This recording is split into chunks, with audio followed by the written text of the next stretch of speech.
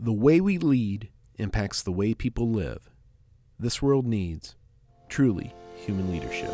I want to move the needle away from work being a bad four-letter word to something that people embrace as one of the greatest aspects of their lives. I believe that work is the fundamental place that we can really become our full selves. And yet for so many people, it isn't that. And it can be. I'm Brent Stewart, your host. Thanks for listening. This podcast is an outreach of Barry-Wehmiller. You can find us on Facebook, LinkedIn, Instagram, and Twitter at Barry-Wehmiller, and find our podcasts, articles, and videos at trulyhumanleadership.com. Over the last several years, for multiple reasons, we've seen an upheaval in the workplace, not the least of which is the so-called Great Resignation. But could the turmoil of the last few years result in better workplaces? Could business leaders really understand the value of caring for their people? Could we really see a massive shift from traditional management to truly human leadership? Dr. Alise Cortez thinks so. In fact, she thinks the time is ripe for a great revitalization. Dr. Alise Cortez is an author, leadership consultant, an organizational logotherapist, the host of the Working on Purpose radio show, and the chief people officer at Dr. Alise Cortez and Associates. You can find out more about her on our website, alisecortez.com. Alise has been on our podcast before where we had a conversation about the insights she gained from leaders and their experiences in 2020.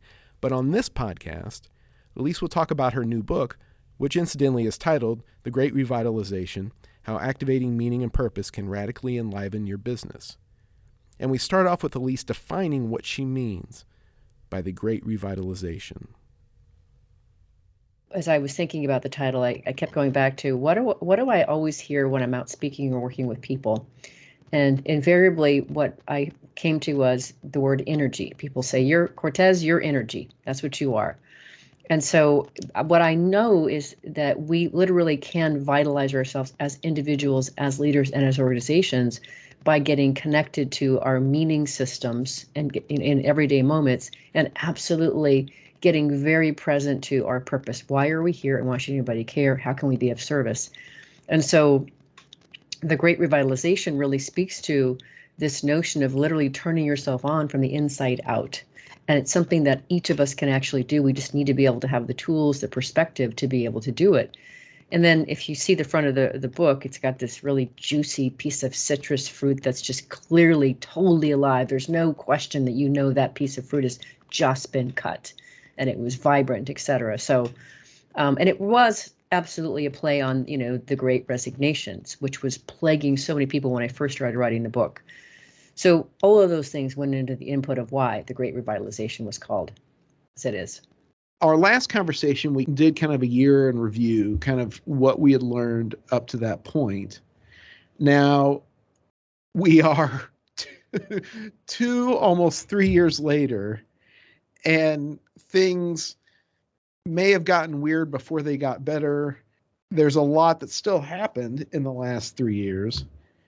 So let's kind of catch up to that. What are some of the lessons and insights that you've gained since we last talked?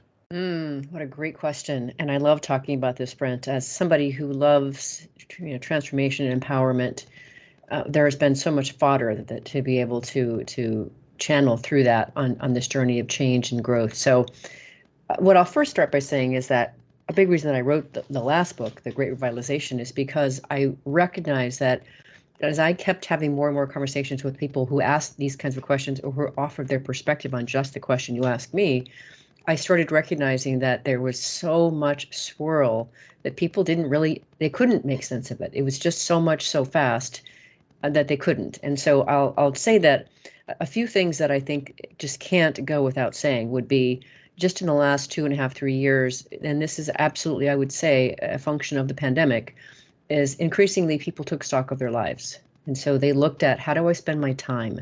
Do I want to spend my time here? Is how I'm spending my time worth it to me?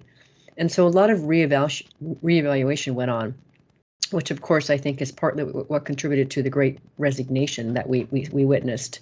So people left jobs they didn't feel like were, worth their time, didn't provide the meaning that they were looking for. They worked for a boss they couldn't actually stand anymore. or they were just too far away from their family or took away aspects or a quality in their life that they just were no longer willing to sacrifice. So I think the first thing I want to say is that we can also call it a great reevaluation as well, along with everything else. So I'll start with that as being one of the most terrific observations that I have seen as a social scientist who cares about how people participate in their lives and work. That's the first place I'll go. Coming out of the pandemic, the Great Resignation is happening. Like you said, we're starting to retake stock of our lives and think about things. But maybe more specifically, what do you think leaders are learning in this time period as well? Yeah, that's exactly why I wrote the book, The Great Revitalization, because I wrote it for the leaders that were literally at their wits' end trying to make sense of what do people want right now? Oh my gosh. Or for the people that are just very forward reaching and are just trying to always be, best practice in their lives and their operations. For leaders, what we know is that leading their teams have become very, very problematic for them because they're trying to apply the same standards they used before we got into the pandemic, and they're not working. So many organizations are now recognizing they can no longer do that, but applying the same standards that you have to have your derriere in the seat from 8 to 5 every day, work gets done at this location, you do it just like this kind of thing without any consideration for, wow, I have a sick parent at home that I'm taking care of. Can I come in a half an hour later so I can just give them their meds?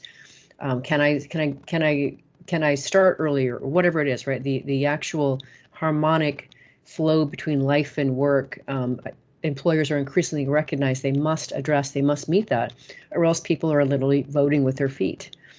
So that's definitely one thing that I have seen, and that, here, that I'm the meaning and purpose gal, right? You know that, Brent. So increasingly we see that people are just unwilling to stay in work that they can't somehow find meaning in, and that they don't want to be part of an organization with whom they don't align on their values. And if they can't somehow feel like that what the organization is up to in terms of their purpose is actually something that jives with them, if they can't find that, they oftentimes are then voting with their feet.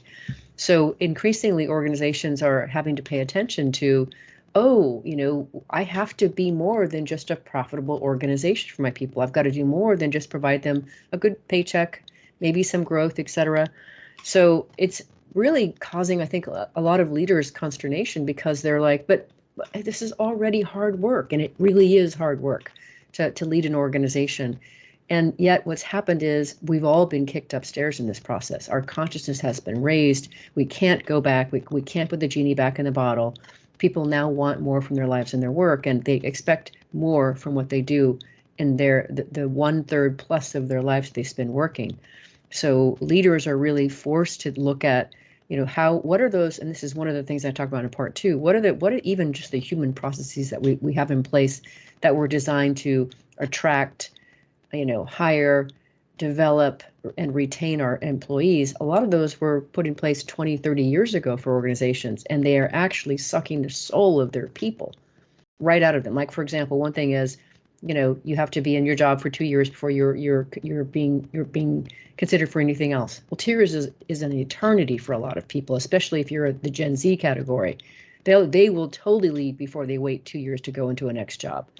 So some of the things that's happened is it's really forced leaders to take stock, and this is part of what I recommend, take stock of everything that touches your people and evaluate to what extent is it actually increasing their likelihood to give their best and want to stay, or how does it actually hamper their interest in doing so? So those are, again, many things that I've noticed, and I could say a lot more, but top of mind, that's the first of it. You kind of have a system that you feature in the book, and it's called Gusto Now. Tell me what Gusto Now is and kind of describe it a little bit for us. I had so much fun with this, Brent. Again, this is where you can't tell anybody, because I really had more fun than I was supposed to have in creating that methodology and system. Well, let me first start with the word gusto. So when I'm out speaking to audiences, I use that word a lot. I ask the audiences, what does gusto mean to you? And I get a myriad of responses, oomph, zest, energy, vitality, motivation. I'm like, yeah, it's all those things. Totally right. Yes. And I often say when I'm out speaking is that because I lived in Spain and Brazil, and I speak Portuguese and Spanish still, gusto means something in all three of the languages, including English. And it's something very, very similar that just to what people talk about, the zest and the drive, the motivation, etc. And so what I really wanted to make sure that I conveyed, and the two parts here, gusto now. So what I did is part one of the book is really through the lens of 5 chapters organized around the acronym of gusto. And that really speaks to, let me just help you leaders understand what's so in today's world of work and the workplace. What is it that people really want from you, the employer, to be able to come to you to give their best and stick around? So that's what the first 5 chapters of Gusto are about. And I can talk about what they stand for in just a second. But then the second part of the book, the now part, is really the how do you actually pull that off? Okay, now that you know what the workplace wants, what the people's workplace are actually looking for, how do you actually pull that off? So that the second part of the book is organized around best practices that I put forth among the 3 chapters in it. So the whole acronym comes together, and I did it because I wanted it to be memorable. I wanted people to go, yeah, I know that I can say, I know the gist of what she's saying. I know what she's generally trying to tell me. It's in this Gusto acronym, and I can remember it. So that's how it's organized. And I can tell you about which one of those are whenever you're ready, but that's where it came from. You know, as I got present to how to help leaders, I got to tell the story because it's just fun. But I think I started writing this book in actually about 2021, early 21, I think it was. And so I think it was by March of 2021, I'm sitting with a client of mine here in Dallas. They're a sustainability consultancy, and I had been working with them on their culture for quite several months and helping them to be able to activate meaning and purpose. And I'm sitting there in our standing Monday morning meeting with the CEO and a few of her leaders, and it's just she and I so far, and waiting for the others to come in. She says to me, "So Alise, what'd you do this weekend?" And I said, "Oh, I'm working on a book." And she goes, "Oh, what's a book about?" And I said, "Well, I'm writing a book about for leaders that are at their wits' end, trying to be able to address what their workplace wants today from them, and helping them find ways to be able to attract them, engage them, and make them want to stay." And she said, very matter of factly, she goes, "Oh, you're writing a book about what you're doing for us here at my company." And of course, I was delighted because I was like, "Yes, I am. Thank you for getting it." And two, it just was so great that she could, in that very moment, just recognize that is exactly what we had been doing together. So what I wanted to do in the first part, just helping people understand because I have a unique vantage point, Brent, and that, as you know, I host my weekly radio show, Working on Purpose, every week. I generally read a book cover to cover in preparation for that conversation, and then we converse over the airwaves about that book for my listeners and viewers. So that gives me this space to be able to gather and capture an awful lot of incoming ideas. And that's how the synthesis happened for me. I could start to make sense of voices that were coming in about people struggling to make sense of just what was going on in the world of work and how was it changing so much. So the G chapter, the first chapter of the first part, really stands for gumption. And gumption really speaks to, that it's that, what is it find your gumption is really the whole notion of the chapter is, as leaders, you have to really kind of get present to, again, what's your engine here? You have something that you need to steward here. So getting present to what is it about this organization that I really do love? What do I believe in? Getting centered on that again, versus allowing yourself to be undone by the myriad of things that are on your plate as a leader, but looking, just like we have to do this with our significant others relationships, looking for ways to fall in love with that person again. Same thing with our organization. You got to go looking for that because it's a source of vitalization. So that's what the first chapter is really about. And it's through the lens also of how can I work with and through this business in a way that I can add layers of beauty, like Stephen Morris teaches us, so that I can really see that this is not just a business, but it's a way of really making a difference in the world with and through my business, because that's vitalizing to everyone, because you go into a state of really self-transcendence. And that's where we know from logotherapy that we can really reach the higher levels of meaning and really be vitalized. So opens with gumption. Then the U of gusto then goes on to urgency. And this is where it's really, hey, hit the brakes hard, ladies and gents.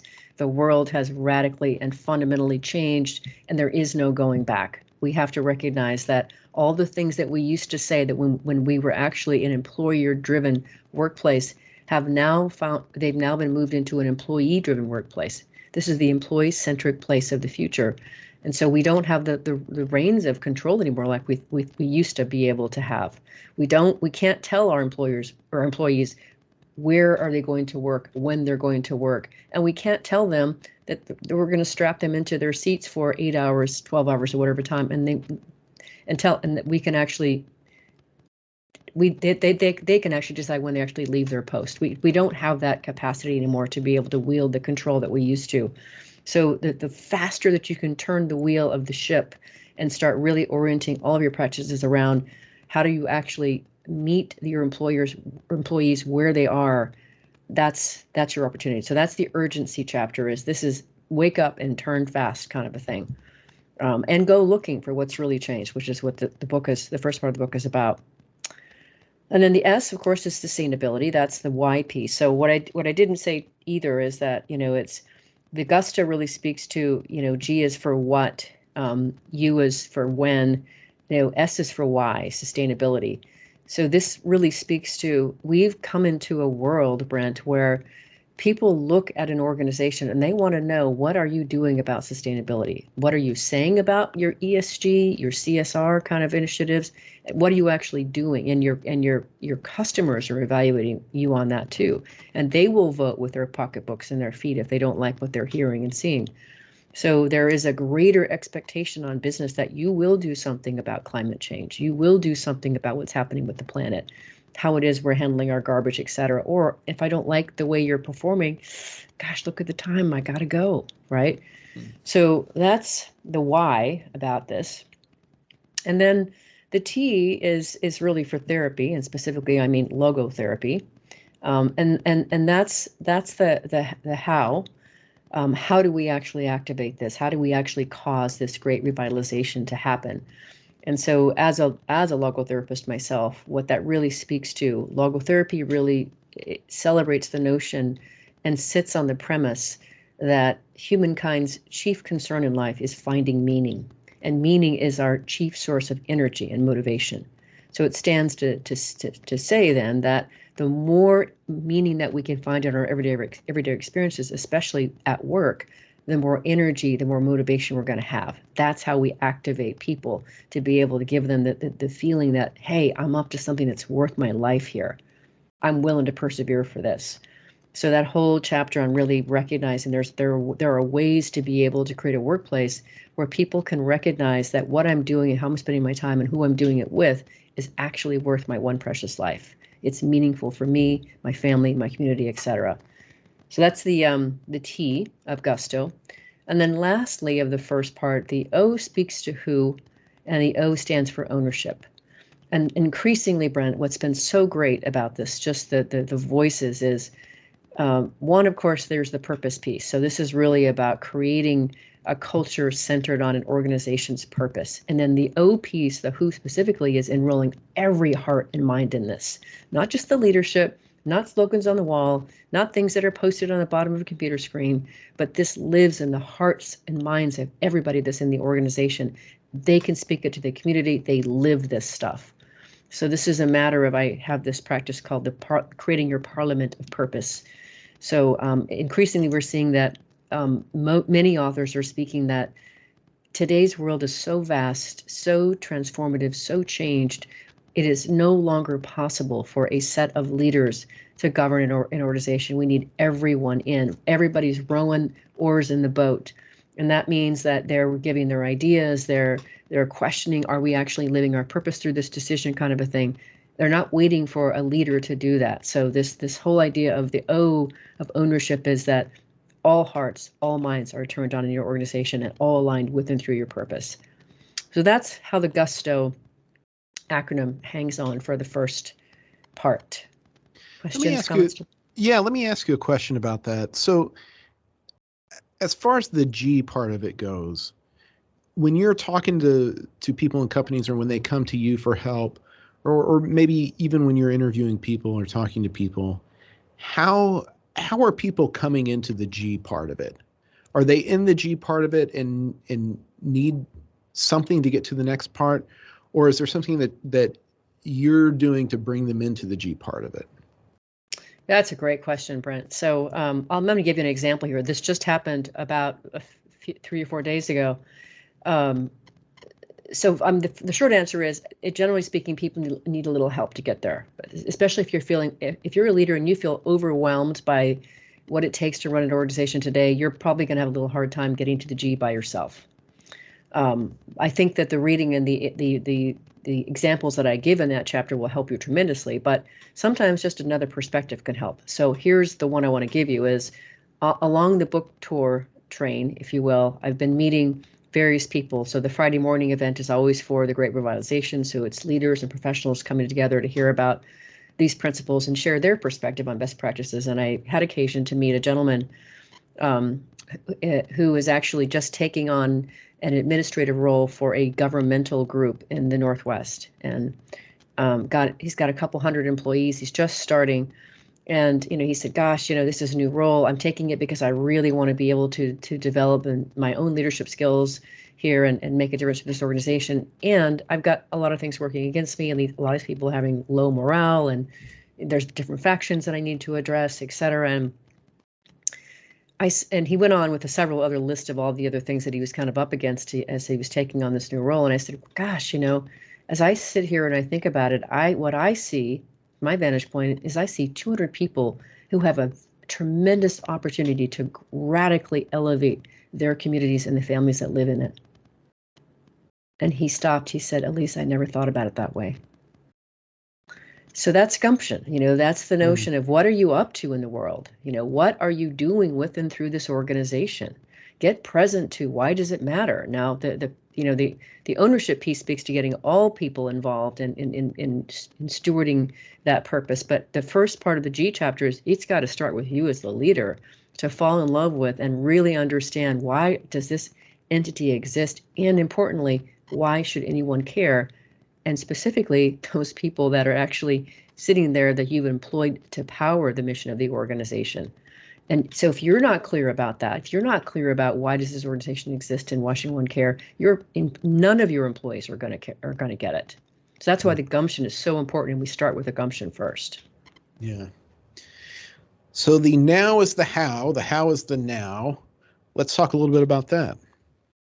Yeah. So again, this has been delightful, Brent. So this is my fourth book, and there's definitely something to be said about, I certainly hope that I have developed and transformed myself as I've become an author and keep putting things out. So I enjoyed the playfulness of this, right? This is it's a pretty serious book, but it's inspirational, and there's some play in it that I really want to celebrate. So now, once I laid down in the gusto first part about, here's the world you find yourself in, ladies and gentlemen, as leaders, this is, the opportunity, this is what it takes to thrive in today's world and to keep your people. Then the second part is about, okay, how do we actually pull this off? So these are 3 chapters on best practices. So as I really thought about, what do I want to say for best practices? What's important for me as a management consultant that I put forth, I settled on this list of about 21 different best practices. And as I looked at them, Brent, I started to realize, I can categorize these practices around 3 central kinds of intelligences. And they all happen, if I organize them now the way that they are, I can actually organize these chapters in sort of the time in which these intelligences really came out and were celebrated and relied upon. So then the first chapter, the now chapter, is nurturing through mindfulness. So the N is for nurturing, but mindfulness is the important thing. So what that really speaks to is the age-old thing that we first came to, which is IQ, intellectual quotient. So all the practices in this chapter really speak to taking a hard, logical, rational view on what is your organization doing with regard to its people, back to its just simple human resource practices and policies, et cetera. Whenever somebody says something like, our policy is, let's check that out, shall we? Our policy is to, prevent people from talking to somebody else in another department or whatever it is. So looking at all of those practices that actually dehumanize an organization is what's in that. So obviously this is where I'm putting forth this notion of do your human capital processes audit, or have someone help you do that, especially get another view on that. Look at how are you actually giving people feedback, scrutinize that. Look at where are you asking people to work? Do you require them to have their derriere stapled in a seat if they don't have to be there? Is that really necessary? Now you work for a manufacturing company. For that organization, I would say most people probably have to be in their actual roles to fulfill their work. But for many organizations, they don't. So really looking at all of those kinds of practices, and then certainly implementing, ask people for their feedback. That's the engagement survey. Let them tell you what they think about your organization, where it can be improved. Solicit their voices. So those are all really just mindful best practices that really do rely on that simple, the IQ logic of logic and rationale. And then building on that, and this is absolutely where we have to come and talk about your CEO, Bob Chapman, because he's featured in this next chapter. The O is really around opening the heart. So this all then centers on the next set of intelligence that we have come to see that every leadership book has, and that's emotional intelligence, EQ. So all the practices in this chapter really speak to, how do we show our employees that we care, right? Bob is an exemplar at that, How do we show that we actually care? And other things too of bringing passion back to the workplace, actually allowing your employees to work on something that they're passionate about, because the more passionate they are, the more energy that they have. Even if it's not directly related to their actual work, they bring that same energy to their actual work. I talk about people who, like, for example, who've run hospital systems for 50 years. They know the power of this, and they encourage their people to do passion projects kind of thing. Being able to help people really support and recognize each other too. There's so much in this particular chapter that we can look at that really speaks to, being able to help people see that they are appreciated, they're wanted, they're needed. And this also speaks to looking even at your DEI and B, belonging, diversity, equity, inclusion, belonging initiatives. What we know is that if people don't feel like they belong, they're not going to want to stay, and you're only going to get a portion of their performance. So finding ways to reach across the aisle to people that are different from you so that you see them, you go looking for them, you celebrate them, and they feel like this is my home too. That's another part of this chapter here that for the open the hearts piece. And there's so much in this that, it speaks to, of course, developing your own emotional intelligence too. But finding ways, we get away from the bureaucratic and the top-down kind of thing, and we look for individuals for who they really are, and we find a way to be able to meet them for what they need in a more of a harmonious structure in their life and in their work. So that's the O. And then the last chapter was really, I have to tell you, Brent, this is one of the beautiful things about being an author, is that in the writing of the last chapter, which is Wake the Soul, it speaks to spiritual intelligence. And that is, believe it or not, something that is now starting to become measured inside organizations and stewarded. So the delightful thing about being an author is that in the writing of this book and what I did, the wildlife scratching to be able to render the message I was trying to render through all of the research that I did, is that chapter, Brent, pulled me up. And it was just, it elevated me, even as I wrote it. And so it speaks to not only getting really crystal clear about articulating and living your company's purpose, but doing that in what Dr. Ron J. Galati says as deep purpose. So it's an operational imperative. It's not just, hey, it's on the wall, but it lives in every decision, everything that employees do to serve their customers. And then it even takes it to, how do you help your individual employees find their individual purpose? And then can you help them align that with them through the organizational purpose so that they feel amplified by working at your organization? That is a whole other level of practicing spiritual intelligence that more of the more forward-reaching organizations are doing. And it's incredibly, incredibly beautiful. And then of course, back on Stephen Morris's looking for ways that we can add beauty in our natural, normal course of the day. So I'll tell a quick story about that in just a second, but to illustrate it. But there's so much beauty that we can actually intentionally fold in to our everyday operations that help people feel like, man, I'm part of something beautiful. This is irresistible. It fills my soul to work for this place. And then one of the other things I'll say about this chapter is when we work towards spiritual intelligence in an organization, we're recognizing that we're reaching for an idea called syntropy, which is really recognizing this very tender interdependence that all beings and organisms have in the world, and that we have a responsibility to champion that in a responsible sort of way, so that we're making decisions and choices not just that are for our own best interest, but for everyone. And that's, again, that's a higher sort of a reach. So it really finishes with this notion that, I am a conscious capitalist, and I believe very strongly that business can be such a force for good in the world. And we're increasingly seeing, Brent, that people actually have more credibility in business than they do nonprofits and governments today. There is an expectation that business will be the great savior, and I think it can be. So this spiritual intelligence chapter really speaks to just reaching for the heights.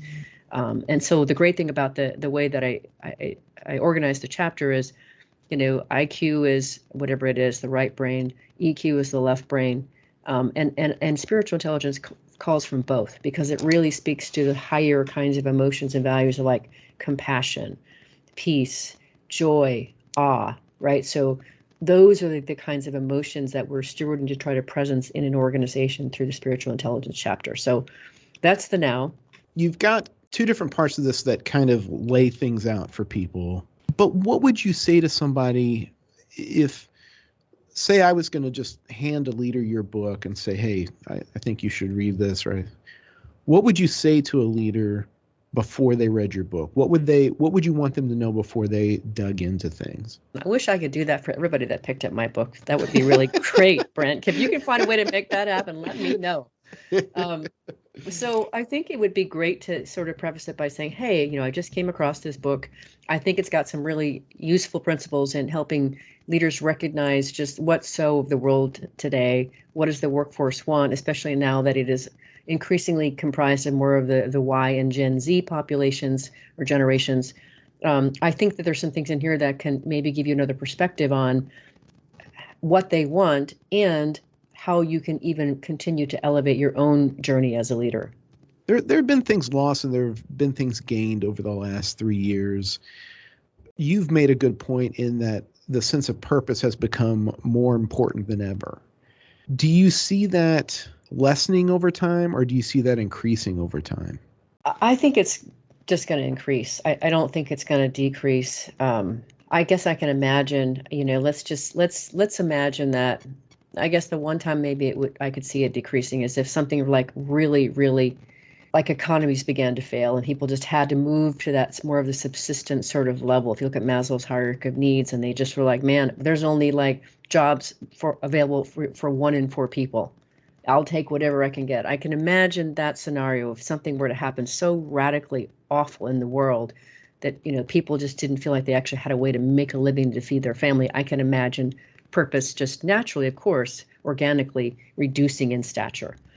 Absent that, I can't imagine it. You were speaking a little while ago about being a believer in conscious capitalism, being a conscious capitalist. And early on in your book, you talk about conscious capitalism, and then you also talk about the Business Roundtable's statement from 2019 on the purpose of a corporation. And, both of those you could say almost are watershed moments that didn't foresee a pandemic happening that quickly caused a shift, but were watershed moments of their time to recognize the importance of having caring in business, or being a business that was more than just making money. Do you think that we would have gotten where we gotten so quickly without the pandemic, or were things moving there anyway to more of a enlightened kind of look at how business could be? Do you think that kind of accelerated everything? Yeah, I absolutely am going to borrow Dr. Neha Sangwan's quip. She refers to COVID as the world's great heart attack. common great heart attack. So I think we were already heading that direction. That increasingly, I could feel the needle of the wire moving toward that direction easily as early as 2014. So toward meaning and purpose. And it is absolutely my fundamental belief, and it's shared by many other people as well, that COVID was just a great accelerator, great amplifier. It touched everybody in the world, not just a region here and there. It touched the whole world. And thus, it was unignorable. And therefore, what it did was it opened everybody across the world, not just a pocket here and there, but everyone. So, yeah, I think that COVID will prove to be one of the most radical things that has happened, certainly in my lifetime. I was speaking to a woman who's 21 years old today, and that's going to be her shaping generational moment, the COVID experience. She didn't get to graduate high school, walk across stage. She didn't go to the prom. She missed out on a lot of relationships. It's just a lot of things really changed for her. And so she has now this idea that she sort of goes through life with the idea that waiting for the next shoe to drop. When's the next COVID going to happen? When is my life going to be turned upside down again? That is radical, right? So I think that COVID, I think that there was a lot of gifts from COVID, and there's a tremendous amount of tragedy. I don't even know what the total numbers of lives that were lost, but it's huge. So, we had it happen. What was it? 1919. The Spanish flu did something similar. Yeah. So these things have a way of really of bringing either people together, or tremendously separating them. And I think in this case, what's happened is a lot of people have united around what can we do better in the world, and they're championing around the world of business as their hoped for savior. What are you hoping to see happen from the Great Revitalization? What are you hoping to see people carry with them? What's your impact that you're hoping to see with it? Oh, well, what I ultimately stand to do, Brent, is I want to move the needle away from work being a bad four-letter word to something that people embrace as one of the greatest aspects of their lives. I believe that work is the fundamental place that we can really become our full selves. And yet for so many people, it isn't that. And it can be. So what I hope that the Great Revitalization does is it gives people, some inspiration and a roadmap to be able to see how they can steward their businesses to this higher consciousness end. And it gives them some ways to start to change the way they're operating their business to be able to head toward that path, so that not only are they better versions of themselves as leaders by doing this, and that ripples back into their own families, their own communities, but they raise that vibration all across through their organizational realm and through those families. Now what we've done is we've raised the vibration of the world, and I'm going to go ahead and follow along Karen Hoyas's words, which we can then move toward a place where peace is actually possible. I think that's worth getting up for. I think that's worth writing a book for. Are you ready for a great revitalization in your business? It may need to come sooner than you think in this rapidly changing workplace. And if you'd like to learn more and get a copy of Alise's book, go to alisecortez.com. And don't forget to find us and connect on Facebook, LinkedIn, Instagram, and Twitter at Barry-Wehmiller. And you can find more podcasts, articles, and videos at trulyhumanleadership.com. I'm Brent Stewart.